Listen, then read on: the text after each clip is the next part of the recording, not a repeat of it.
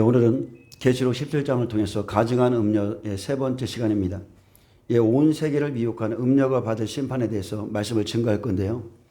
그러나 이 말씀을 전하기 전에 하나의 말씀이 생각나서 그 부분을 잠깐 짧게 전하겠습니다. 크게 묵상을 한 게 아니기 때문에 좀 말이 어눌할지 모릅니다. 정확한 뜻을 전달할지 모르겠지만 역대상 15장에 보면 바알 브라심이라는 단어가 나옵니다. 근데 이 바알 브라심이라는 뜻은 돌파하시는 하나님, 쪼개시는 하나님, 아주 박살내시는 하나님이라는 그런 뜻을 갖고 있어요. 근데 이게 언제 이 말씀을 주셨냐면은 다윗이 기름 부음을 받았을 때입니다. 그 광야에서 오랜 시간 고생하고 그가 기름 부음을 받아서 온 이스라엘의 왕이 되었다 함을 누가 들어요? 대적 블레셋이 듣는 겁니다. 블레셋은 마귀죠. 티끌입니다. 마귀예요. 그래서 블레셋 사람들이 다윗을 찾아 올라오매 다윗이 듣고 대항하러 나가는데 다윗이 하나님께 묻습니다. 내가 블레셋 사람을 치러 올라가리이까? 그러자 주께서 그들을 내 손에 넘기시겠나이까? 이렇게 물으니까 여호와께서 그에게 말하죠. 올라가라. 내가 그들을 내 손에 넘기리라. 이렇게 말했습니다. 이에 무리가 바알 브라심으로 올라갔더니 다윗이 거기서 그들을 치고 다윗이 이르되 하나님이 물을 쪼갠같이 내 손으로 내 대적들을 흩으셨다 하므로 그곳 이름을 바알 브라심이라 했습니다. 그래서 이곳에서 크신 하나님을 경험하죠. 그가 기름 부음 받자 그를 대적하는 세력들이 생기는 거예요. 그의 기름 부음을 없애고자 하는 세력들이 찾아오지만 하나님을 의지해서 싸우러 나갔을 때 하나님이 물을 쪼갠같이 돌파하신 하나님, 쪼개신 하나님, 대적을 박살내신 하나님을 다윗이 경험하게 됐습니다. 그리고 블레셋 사람들이 놀라서 도망치면서 그들의 우상을 그곳에 버렸는데 다윗이 그것을 박살냈어요. 여러분 이기시길 바랍니다. 성경은 계시록 2, 3장에 분명히 이기는 자에 대해서 말씀했어요. 이기는 자가 하나님의 유업을 받을 것이라고 분명히 말했습니다. 그리고 그 이후에 또다시 블레셋이 쳐들어왔을 때 다윗이 또 기도합니다. 그러자 하나님이 전략을 주시죠. 이번에는 마주 올라가지 말고 그들 뒤로 돌아서 뽕나무 숲을 맞은편에서 그들을 기습하되 뽕나무 꼭대기에서 걸음 걷는 소리가 들릴 것은 곧 나가서 싸우라. 그러면은 무슨 일이 있어요? 하나님이 이런 전략을 주시고 그러면 하나님께서 이렇게 하셨어요. 너보다 하나님이 앞서 나아가서 블레셋 사람들의 군대를 치리라. 하나님이 순종하면 그대로 하나님이 앞서 나가서 그들을 다 치시겠다는 거예요. 그래서 다윗이 하나님의 명령대로 행하여 블레셋 사람들의 군대를 쳐서 기브온에서부터 게셀까지 이르렀더니 어떻게 됐습니까? 다윗의 명성이 온 세상에 퍼졌고 여호와께서 모든 이방 민족으로 그를 두려워하게 하셨더라. 여러분 대적을 이겨야 여러분에게 명성이 생깁니다. 영적 세계는요 무시무시한 세계예요. 가벼운 세계가 아닙니다. 하나님이 여러분에게 기름 붓고 은혜를 주시고 언약의 말씀을 주시고 어떤 약속을 하셨을지라도 여러분은 이기셔야 돼요. 저는 제 주위에 쓰러지는 사람들을 참 많이 봤습니다. 시작은 똑같이 했습니다.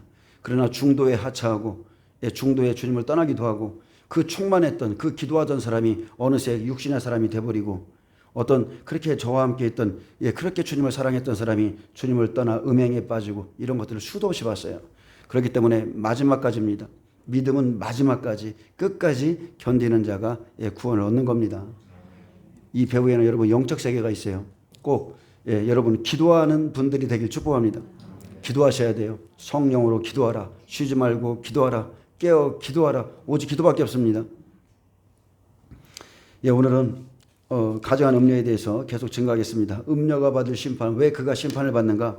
계시록 17장 15절에 보면 또 천사가 내게 말하되 내가 본 바 음녀가 앉아있는 물은 백성과 무리와 열국과 방언들이니라 했습니다. 음녀가 앉아있는 물은 음녀가 주는 말이죠. 하나님을 대적한 사상입니다. 온 세상이 음녀의 유혹에 넘어가 지배를 받는데 계시록 17장 1절부터 음녀가 앉아있는 물에 대해서 말씀하고 있는데 자 땅의 임금들 그리고 땅에 사는 자들이 그 음행의 포도주에 다 취해 있다 했습니다. 이 말은 음녀의 영향력에 예외가 없음을 말해주고 있죠. 자, 음녀가 붉은빛 짐승을 타고 있죠. 그 짐승의 몸에, 적그리스도의 몸에는 하나님을 모독하는 이름들이 있고 일곱 머리와 열 뿔이 있듯이 온 세상의 모든 구조와 백성들 전체가 음녀의 영향권 아래에 있게 됩니다. 이 일은 전 3년 반에 있을 일이에요. 온 세계가 단일 정부와 단일 종교, 단일 경제의 시스템 아래에 있게 되는데, 자, 이들은 무역을 통해서 힘을 얻고 종교가 하나로 손잡고 하나님을 대적한다는 것, 그것은 진리를 대적하는 거예요. 진리를 대적합니다. 음녀가 하나 된 종교와 무역으로 전 세계를 장악합니다. 음녀가 앉아 있는 물, 그것은 통치죠. 백성과 무리와 열국과 방언들이라 했습니다. 그래서 음녀가 유럽 공동체를 발판 삼아서 여덟 머리와 함께 전 세계를 주관합니다. 이 일이 전 3년 반에 있을 일이에요. 그러나 후 3년 반으로 딱 넘어갈 때 음녀는 이제 가치가 없죠. 미혹하는 일에 음녀를 썼지만 하나님 앞에 가치가 없기 때문에 이제 떨어진 자들, 하나님께 가치가 없는 모든 사람들을 심판하기 위해서 후 3년 반에 적그리스도가 왕으로 세워져야 됩니다. 16절 보겠습니다. 내가 본 바 이 열뿔과 짐승은 음녀를 미워하여 망하게 하고 벌거벗게 하고 그의 살을 먹고 불로 아주 사르리라. 자, 때가 되면 사탄의 세력 사이에서도 분열이 일어납니다. 짐승과 열왕 그리고 음녀 사이에 분열이 일어나죠. 이 열뿔은 유럽 공동체를 의미하고 짐승은 여덟 머리 가운데서 나온 적그리스도, 작은 뿔입니다. 적그리스도예요.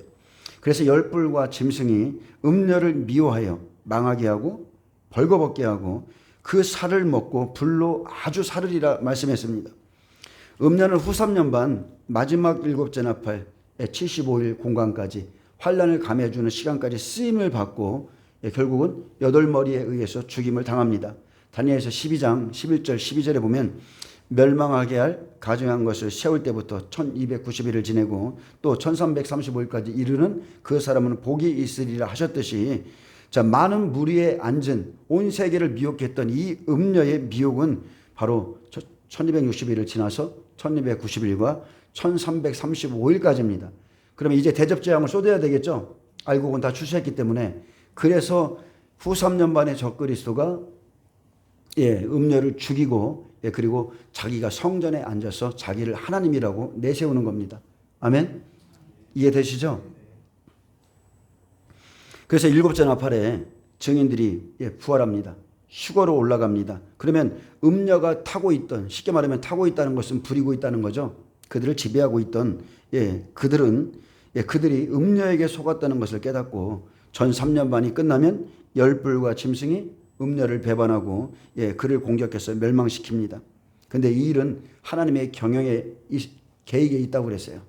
하나님께서 음녀를 미워하는 마음을 그들에게 주십니다. 이것은 에스겔 23장 11절에 보면 35절에 바벨론과 음행하던 오올리바는 예루살렘을 의미합니다. 오올리바에 대한 비유를 연상시키는데 예레미야 23장 22절은 이렇게 말합니다. 나는 내가 사랑하다가 싫어하던 자들을 충동하여, 이렇게 말해요. 함께 연합하고 사랑하고 했는데 내가 이제는 때가 되면 그를 충동해서 그들이 사방에서 와서 너를 치게 하리니 그들은 바벨론 사람과 갈대아 모든 무리, 북옥과 서와와 고아 사람과 또 그와 함께한 모든 아수르 사람, 곧 준수한 청년이며 다 고관과 감독이며 귀인과 유명한 자요 다 말 타는 자들이라. 자, 이들이 하나로 연합되어 있다가 이제 흩어지죠. 그들이 무기와 병거와 서뢰와 크고 작은 방패를 이끌고 투고 쓴 군대를 거느리고 치러 와서 너를 에워싸리라. 내가 재판을 그들에게 맡긴즉 그들이 그들의 법대로 너를 재판하리라. 아멘. 우리가 교회 안에 보면 굉장히 친한 분들이 있습니다. 영적으로도 친하다가도 어느 날 무슨 조그만 사건으로 원수가 되는 사건이 생기죠. 그러면 막 그냥 아주 원수가 되는 거예요. 진흙과 철이 이와 같습니다. 하나 된 것 같지만 절대 안 그렇습니다. 하나님께서 때가 되면 이 사탄의 세력들이 서로 치고받고 하게 하세요. 자, 하나님께서 음녀를 쓰고 버리시는데 열불과 짐승에게 미워할 마음을 주어서 망하게 합니다. 그는 고가의 자줏빛과 붉은빛 옷을 입고 금잔을 가지고 있었고 온갖 보석으로 장식하고 있었기에 아주 벌거벗게 해서 수치를 더하게 하고 또한 그의 살을 먹고 불로 아주 살라 버리리라 했습니다. 열 왕들과 짐승들이 짐승이 음녀를 공격하는데 그 미움이 매우 심해서 음녀가 철저하게 파괴될 것을 보여주고 있죠. 그래서 온 세계를 미혹한 가증한 음녀를 죽여야 적그리스도가 후 3년 만에 왕노릇하는 겁니다. 그래서 어느 시대든지 진리를 막아서고 하나님을 대적하고 하나님의 백성들을 속이는 자들은 결국은 다 멸망합니다. 그래서 사탄의 법칙은 다른 게 아니에요. 여러분, 사탄의 법칙은 잘 써먹고 악용하고 그리고 그 이후에 어때요? 그냥 버리는 겁니다. 이게 사탄의 특징이에요. 조용히 교묘히 들어와서 그리고 잘 이용해 먹다가 어느 순간에 툭 하고 버리는 거. 그게 사탄의 방법이죠.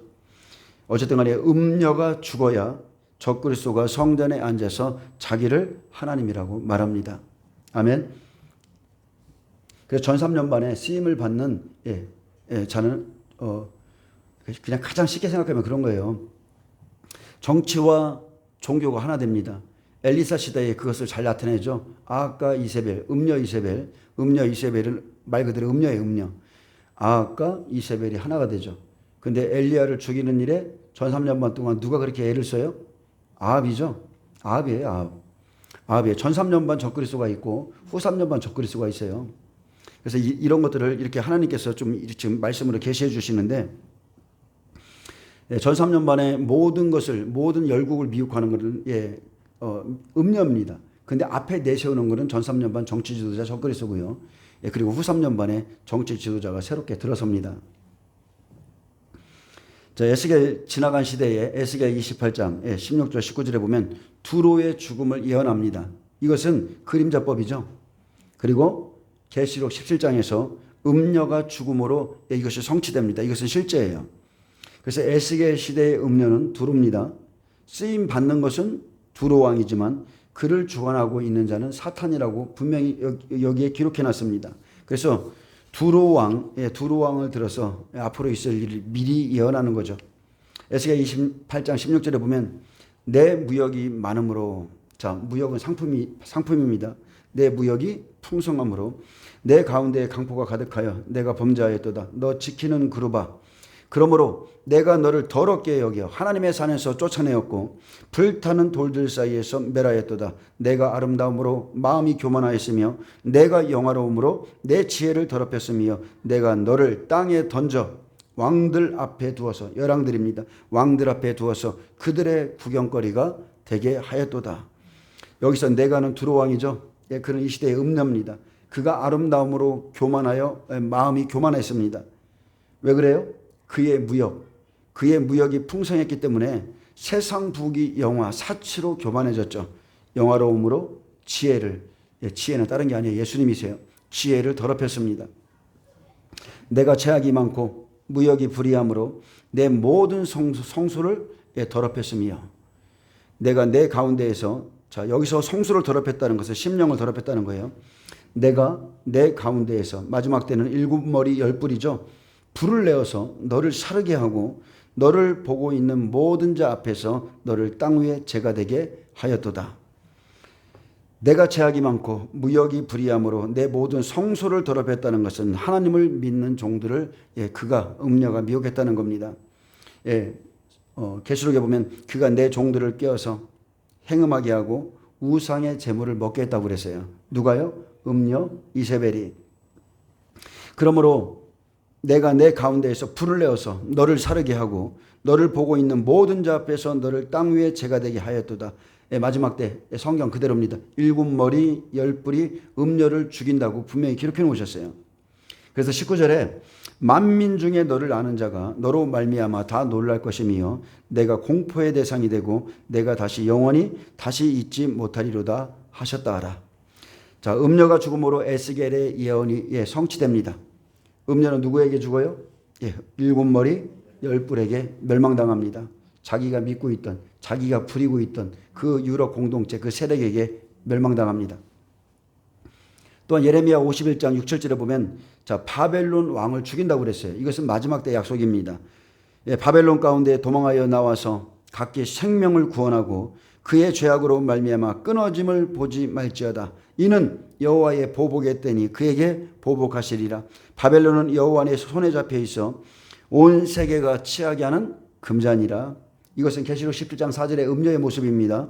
그 여자는 자줏빛과 붉은빛 옷을 입고 금과 보석과 진주를 끄미고 손에 금잔을 가졌는데 가증한 물건과 그의 음행에 더러운 것들이 가득하더라. 그래서 문 민족이 그 포도주를 마심으로 미쳤도다.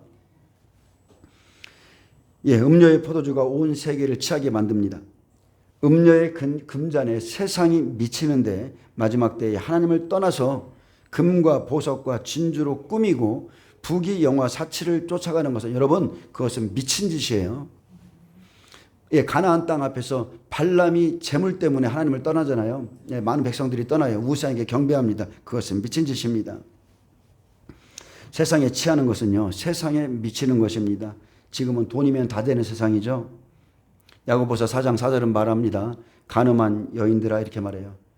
성경에서 간음한 여인들아 이렇게 말하는 것은 다른 게 아니죠. 세상과 벗된 것이 하나님과 원수됨을 알지 못하느냐. 그런즉 누구든지 세상과 벗이 되고자 하는 자는 하나님과 스스로 원수되는 것이니라. 이것이 바로 미친 짓입니다. 너희는 하나님이 우리 속에 거하게 하신 성령이 시기가 하기까지 사모한다 하신 말씀을 헛된 줄로 생각하느냐. 또 예레미야 51장 25절에 열국 공 메데바사를 통해서 바벨론, 즉 음료를 침으로 바벨론이 황무지가 됩니다. 메데와 바사를 통해서 음료를 죽입니다. 여호와의 말씀이니라. 온 세계를 멸하는 멸망의 사나 보라, 나는 내 원수라. 나의 손을 내 위에 펴서 너를 바위에서 굴리고 너로 불탄 산이 되게 할 것이니. 자, 온 세계를 멸하는 멸망의 산은 교회죠. 멸망의 산은 음료의 물을 먹은 교회, 즉 음료 교회입니다. 제가 여러분에게 지금 이 바벨론에 대해서, 음료에 대해서 말하는 것은, 이것을 증거하는 이유는 딱 하나예요. 음료를 따라가는 자는 음료와 함께 심판받기 때문에 내 백성아 거기서 나와서 그의 죄에 참여하지 말고 하나님께서 경고해주고 있기 때문에 그렇습니다. 자, 온 세계를 멸하는 멸망의 사나, 이것은 음료교회인데 보라, 나는 내 원수라 했습니다. 하나님은 여러분 음료의 원수입니다. 음료가 누굽니까? 처음 사랑을 버렸던 하나님의 언약을 잊은 자라고 잠언서에 쓰여 있죠. 하나님은 하나님을 대적하는 자의 대적이 되십니다. 나의 손을 내 위에 펴서 너를 바위에서 굴리고, 자, 너를 바위에서 굴린다는 것은 어디입니까? 바로 로마 가톨릭입니다. 로마 가톨릭이 지금 현재 거짓된 반석에 털을 잡고 자기들이 진리인 척하고 있는데 심판의 날에 하나님의 손이 그를 치시죠. 신명기 32장 30절에 보면 그들의 반석이 그들을 팔지 아니하였고 여호와께서 그들을 내주지 아니하셨더라면 어찌 하나가 천을 쫓으며 둘이 만을 도망하게 하였으리요. 진실로 그들의 반석이 우리의 반석과 같지 아니하니 우리의 원수들이 스스로 판단하도다. 그들의 포도나무는 소돔의 포도나무요 고모라의 밭의 소산이라. 그들의 포도는 독이 든 포도이니 그 송이는 쓰며 그들의 포도주는 뱀의 독이요 독사의 맹독이라. 그래서 음녀가 앉은 물, 음녀의 물은요 죽이는 독이라는 겁니다. 독사의 맹독, 그의 물을 마신 자는 미치는 겁니다. 그래서 결국 어떻게 돼요? 너로 불탄 산이 되게 할 것이라 그랬어요. 하나님께서 친히 음녀를 심판하실 것, 하나님의 의지가 담겨 있는 말이죠. 하나님이 친히 음녀를 심판하십니다. 그래서 음녀교회와 음녀 사상을, 그리고 그를 따르는 자들을 하나님이 친히 심판합니다. 자, 음녀를 치는 것을 예레미야 51장 26절에 보면 사람이 내게서 진모통이 돌이나 기초돌을 취하지 아니할 것이요. 즉 이제 앞으로는 하나님께서 대적이 되기 때문에 음녀의 모든 사상이 무익하게 된다는 거예요. 너는 영원히 황무지가 될 것이니라. 여호와의 말씀이니라. 땅에 깃발을 세우며 나라들 가운데에 나팔을 불어서 나라들을 동원시켜 그를 치며 아르락과 민니와 아스그나스와 나라를 불러 모아 그를 치며 사무관을 세우고 그를 치되 극성스러운 메뚜기같이, 즉 사나운 황충같이 그 말들을 몰아오게 하라. 뭇백성 열국 곧 메대 사람의 왕들과 그 도백들과 그 모든 태수와 그 관할하는 모든 땅을 준비시켜 그를 치게 하라. 자, 이 말씀은 다른 게 아닙니다. 하나님께서 가증한 음녀를 치게 하는 것을 예레미야 시대에 보게 하셨다는 거예요. 그를 치며 그를 치며 그를 치게 하라.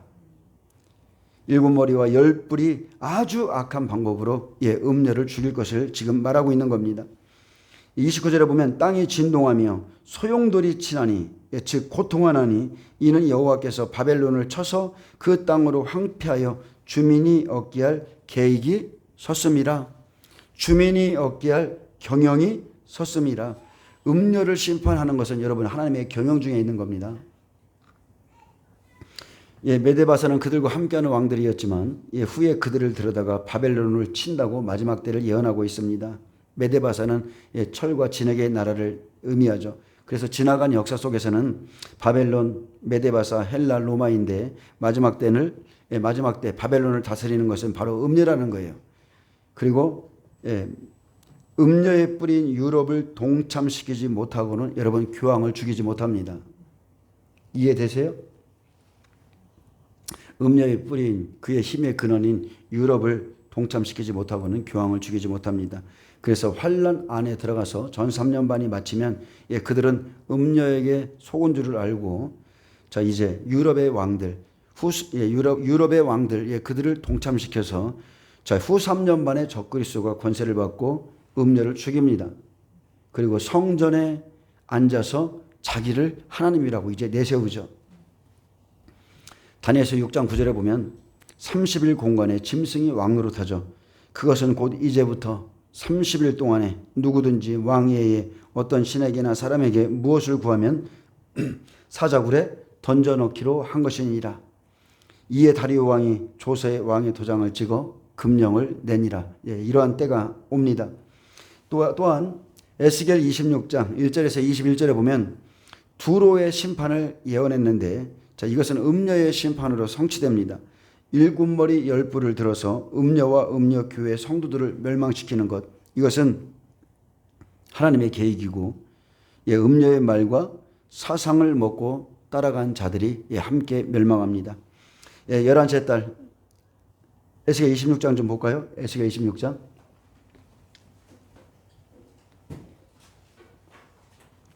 시대마다 하나님께서 마지막 때에 음녀를 어떻게 심판할 것인가를 다 기록해 놨습니다. 에스겔 26장 보겠습니다.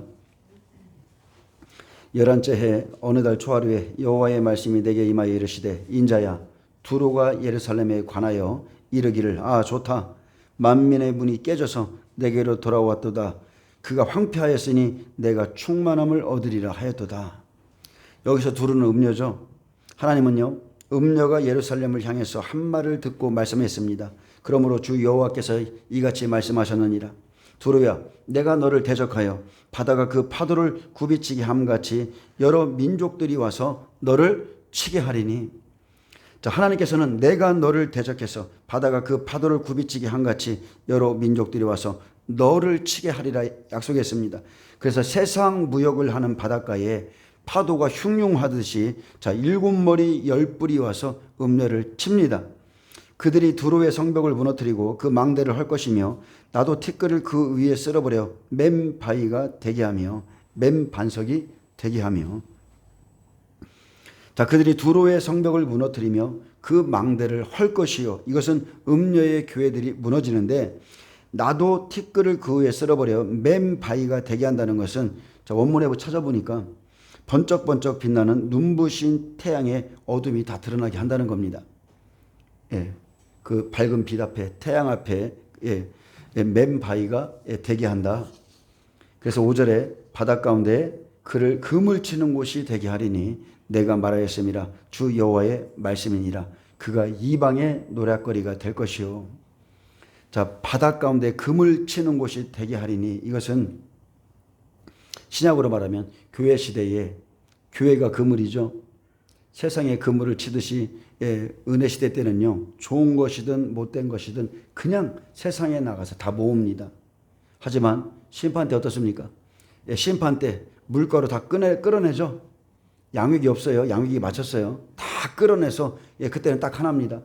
알곡과 쭉정이를 가르는 거죠. 좋은 물고기, 나쁜 물고기만 가르는 거예요. 그래서 마태복음 13장 47절에 보면 천국에 대해서 비유했는데 또 천국은 바다에 치고 각종 물고기를 모으는 그물과 같으니 그물에 가득하며 물가로 끌어내고 앉아서 좋은 것은 그릇에 담고 못된 것은 내버리느니라. 이것은 비유의 말씀이죠. 근데 세상 끝에도 이러하리라 그랬어요. 천사들이 와서 악인 중에서 악인을 갈라내는 게 아니라 의인 중에서 악인을 갈라내어서 음료도 여기에 포함합니다. 풀무불에 던져 넣으리니 거기서 울며 이를 갈리라. 그래서 6절에 들에 있는 그의 딸들은 칼에 죽으리니 했습니다. 들에 있는 그의 딸들은 칼에 죽으리니 그들이 나를 여호와인 줄로 알리라. 성경에서 생명 없는 것을 들로 비유하죠. 들짐승, 들나귀 뭐 다 생명 없는 것은 들로 비유하는데 들에 있는 그의 딸들은 칼에 죽는다 했습니다. 그의 자녀들 어디예요? 두아디라 교회죠. 두아디라 교회가 무너집니다. 여러분 교회는요 정말로 중요한 곳이에요. 왜 중요합니까? 영원한 생명과 영벌로 가는 곳을 그 길을 인도하는 곳이 지도하는 곳이 교회이기 때문에 그렇습니다. 그래서 그들이 그들을 심판하기 때문에 그들이 나를 여호와인 줄 알리라. 그래서 전 3년 반 끝나고 음녀를 죽이고 적그리스도가 왕이 됩니다. 7절 보면 주 여호와께서 이같이 말씀하셨느니라. 내가 왕들 중에 왕, 열왕의 왕이죠. 곧 바벨론의 느부갓네살 왕으로 하여금 북쪽에서 말과 병거와 기병과 군대와 백성의 큰 무리를 거느리고 와서 두로를 치게 할 때에, 자 마지막 때 적그리스도가 음녀를 치게 하는 거죠. 느부갓네살은 적그리스도 예표예요. 역사적으로는 바벨론 왕이지만 마지막 때 7머리 10뿔이 음녀를 칩니다. 그가 들에 있는 너의 딸들을 칼로 죽이고 너를 치려고 사다리를 세우며 토성을 쌓으며 방패를 갖출 것이며. 이것은 음녀를 칠 때 일어나는 일인데, 자 바벨론 음녀를 칠 때 일어나는 일인데, 자 이렇게 지나간 과거로 얘기하면 좀 이해가 잘 안 되시는 것 같아요. 근데 예수님 때로 한번 생각해 보세요. 예수님 때로 자 예루살렘을 에워싸은 것 같이 하나님이 대적들을 보내서 치게 하죠. 로마가 예루살렘을 멸망시킨 것 같이 그대로 함께 그들은 멸망받습니다. 이것은 하나님의 말씀대로 이루어지는데, 자 그들이 어떻게 멸망시킵니까? 9절에 공성태를 가지고 내 성을 치며 도끼로 망대를 찍을 것이며 말이 많음으로 그 티끌이 너를 가릴 것이며 사람이 무너진 성구멍으로 들어가는 것 같이 그가 내 성문으로 들어갈 때에 그 기병과 소리와 병거의 소리로 말미암아 내 성곽이 진동할 것이며, 자 권세가 넘어가는 것을 지금 계속 말씀하고 있어요. 그가 그 말굽으로 내 모든 거리를 밟을 것이며 칼로 내 백성을 죽일 것이며. 내 백성이라는 것은 음녀죠. 하나님의 백성이 아니에요. 내 견고한 석상을 땅에 엎드러뜨릴 것이며. 그래서 하나님은 음녀의 모든 거리를 밟고 음녀의 백성을 칼로 다 죽일 것을 말했습니다. 내 견고한 석상을 땅에 엎드려뜨릴 것이다. 마리아상을 비롯해서 베드로상 이런 것들을 비롯해서 그들이 섬기던 이런 모든 석상들, 모든 우상들이 한순간에 다 무너집니다. 그리고 어떻습니까? 내 재물을 빼앗을 것이며 그랬어요. 여러분 재물은 한순간에 날아간다고 그랬어요. 여러분 내 재물을 빼앗을 것이며 재물을 의지하는 것은 참으로 헛된 것입니다. 내가 무역한 것을 노력할 것이며 내 성을 헐 것이며 내가 기뻐하는 집을 무너뜨릴 것이며 또 내 돌들과 내 제목과 내 흙을 다 물 가운데로 던질 것이라. 하나님께서 성들을 무너뜨리시죠. 빼앗고 노력하고 헐고 무너뜨리고 던져버리는 일을 하나님이 계획하십니다. 그래서 내 재물, 내 무역, 내 성 하나님께 아니에요. 내 기뻐하는 집, 내 돌들, 내 제목, 내 흙까지 다 물 가운데로 던질 것이다. 마태복음 24장 어떻습니까? 마태복음 24장에 보면 예수님께서 3년 반이라는 동안 암탉이 날개 아래 모험같이 그의 자녀들을 모으려 했지만 그들이 거부했죠. 거부했습니다. 그래서 마태복음 24장 1절에 보면 23장 마지막 절에는 제자들이 저 아름다운 성전을 보라 막 자랑했어요. 그런데 예수님이 보시기에는 그 성전은 어떤 성전이에요? 음녀의 성인 거예요. 바벨론인 거예요. 하나님의 이름을 가지고서 그 안에서 우상을 섬기는 성전이었기 때문에 마태복음 24장 1절에 예수님께서 이렇게 말했습니다. 예수께서 성전에서 나와서 가실 때에 제자들이 성전 건물들을 가리켜 보이려고 나오니 대답하여 이르시되 너희가 이 모든 것을 보지 못하느냐? 내가 진실로 너희에게 이르노니 돌 하나도 돌 위에 남지 않고 다 무너뜨려 지리라. 그들이 의지하던 성, 그들이 의지하던 모든 것, 그 안에서 누리던 모든 것을 한순간에 다 무너뜨립니다. 거짓된 성, 하나님의 성 같은데 거짓된 성, 음녀의 성은요 한순간에 다 무너져요. 이 시대에 똑같습니다. 대형교회뿐만이 아니에요. 대표적으로 대형교회지만 음녀의 성들은 하나님께서 그날에 다 심판하시는 거예요.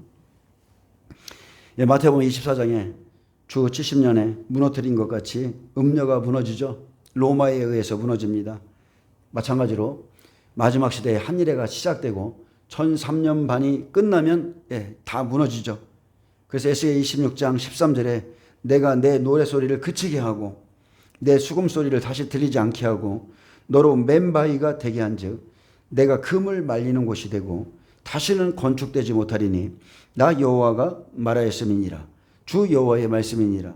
주 여호와께서 이같이 두루에 대하여 말씀하시되 내가 엎드러지는 소리에 모든 섬이 진동하지 아니하겠느냐? 곧 너희 가운데 상한 자가 부르짖으며 죽임을 당할 때라, 살육을 당할 때라 그랬습니다. 그때에 바다의 모든 왕이 그 보좌에서 내려 조복을 벗으며 수놓은 옷을 버리고 떨림을 입듯 하고 땅에 앉아서 너로 말미암아 무시로 떨며 놀랄 것이라 했습니다.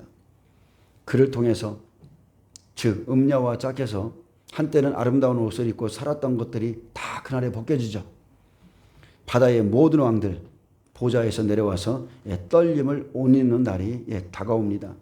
그들이 너를 위하여 슬픈 노래를 불러 이르기를 항해자가 살았던 유명한 성읍이여 너와 너의 주민이 바다 가운데 있어 경고하였도다. 해변의 모든 주민을 두렵게 하였더니 어찌 그리 멸망하였는고. 자, 항해자가 거하던 유명한 성이라 했습니다. 바벨론을 주관한 성. 근데 그는 생명의 길을 모르던 항해자였다는 거예요. 아멘. 마찬가지입니다. 교회 안에서 생명으로 인도하는 항해자가 있고 그렇지 않은 항해자가 있어요. 너와 너의 주민이 바다 가운데 있어서 경고하였었도다. 이들은 세상 가운데서 절대적인 권력을 갖고 있었기에 경고한 것 같았지만 여호와의 진노의 날에는 하루 동안이라고 그랬어요. 하루아침에 이들은 싹 그냥 다 진멸당합니다. 멸망합니다. 바벨론 성이요 그렇게 쉽게 무너져요. 사람의 눈으로 보기에 무너질 것 같지가 않습니다. 워낙 권세가 있기 때문에. 근데 하나님의 날에 한순간에 하루 동안에 그가 무너질 것이라고 그랬어요. 내가 무너지는 그날에 섬들이 진동할 것이며 바닷 가운데의 섬들이 내 결국을 보고 놀라리로다.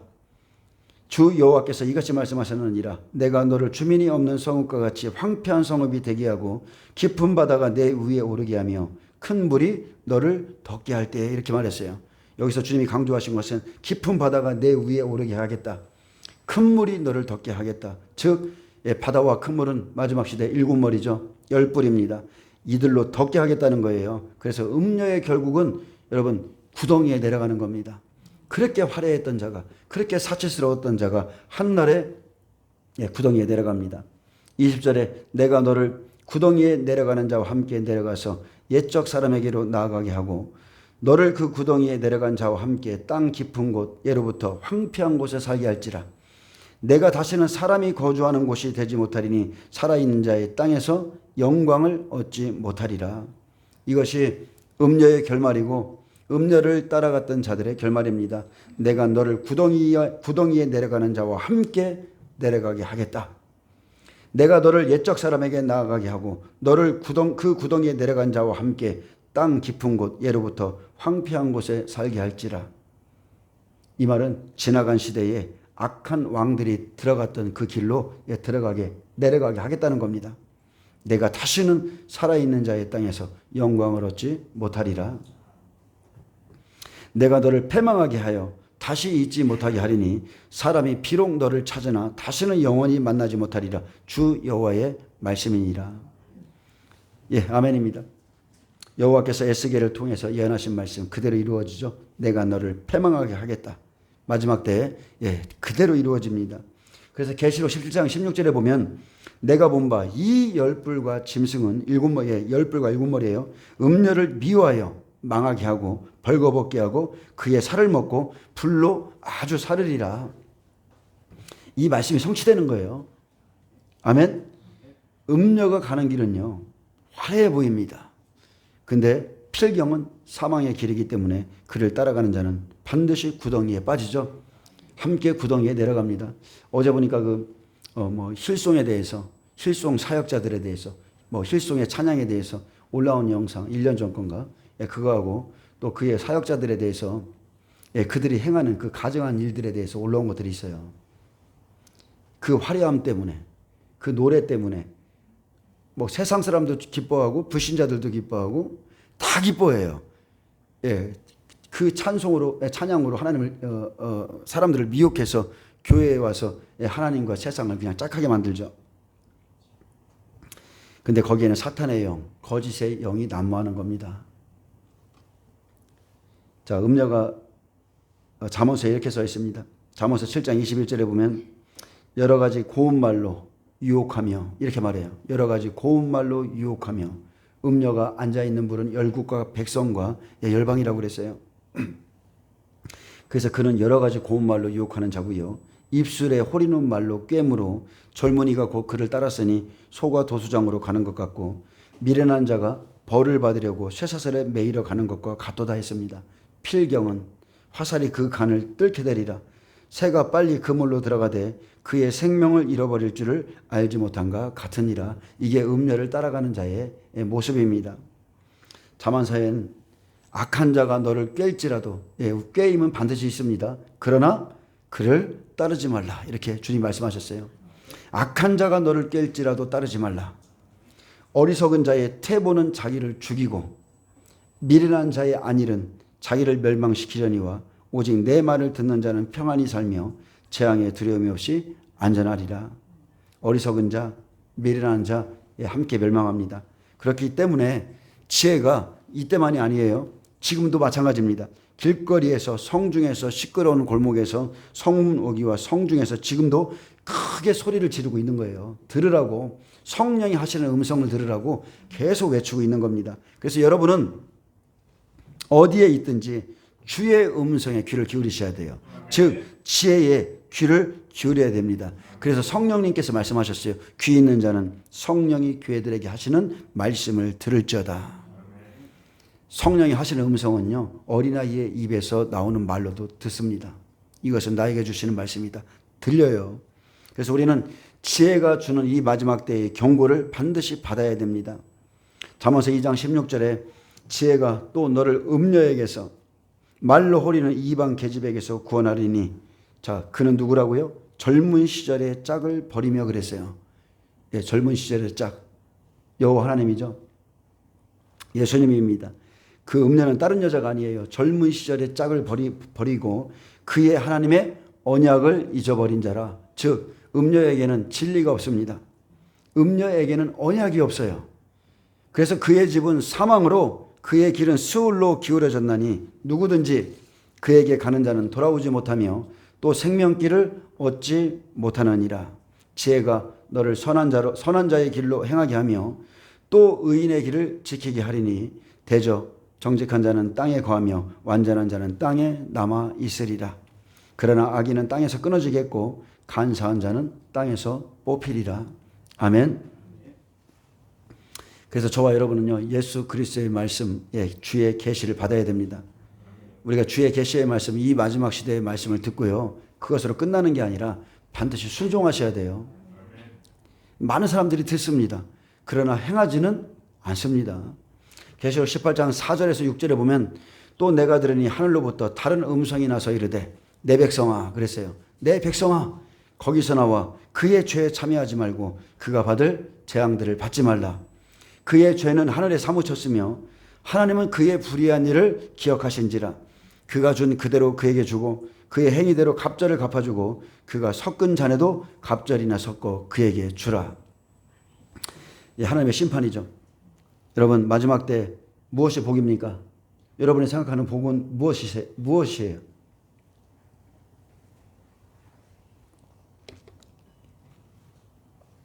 마지막 때 복은 다른 게 아닙니다. 여러분 사람 잘 만나는 거예요. 생명의 사람을 만나시길 축복합니다.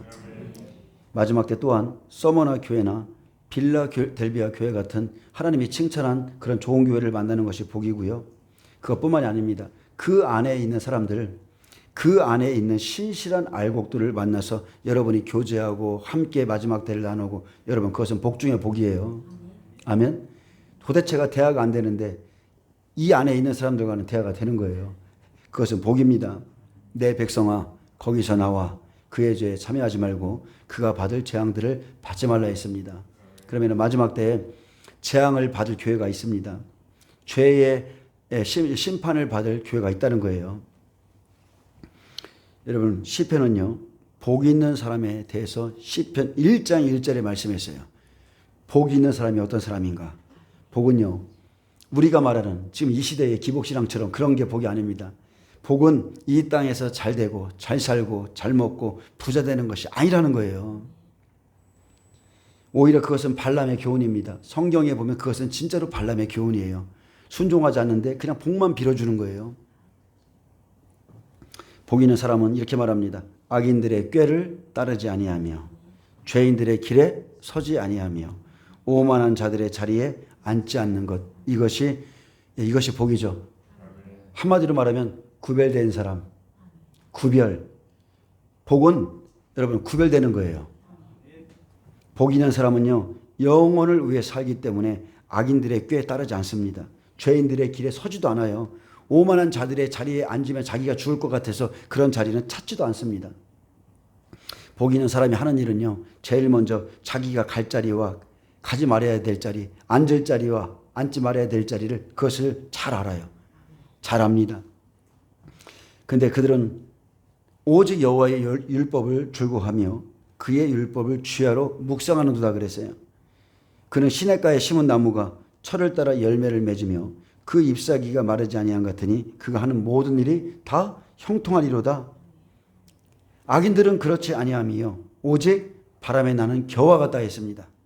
악인들은 심판을 견디지 못하며 죄인들이 의인들의 모임에 들지 못하리로다. 무릇 의인들의 길은 여호와께서 인정하시나 악인들의 길은 망하리로다. 아멘. 여러분 인정을 받으시길 축복합니다. 그는 내 마음에 합한 자라. 그리고 빌라델비아 교회를 하나님이 칭찬하셨어요. 서머나 교회를 칭찬했어요. 내가 그들의 모든 행위를 네가 작은 것을 가지고서 지켰다는 거예요. 하나님의 인내의 말씀을 지켰다는 거예요. 악인들은 절대로 의인들의 모임에 들지 못합니다.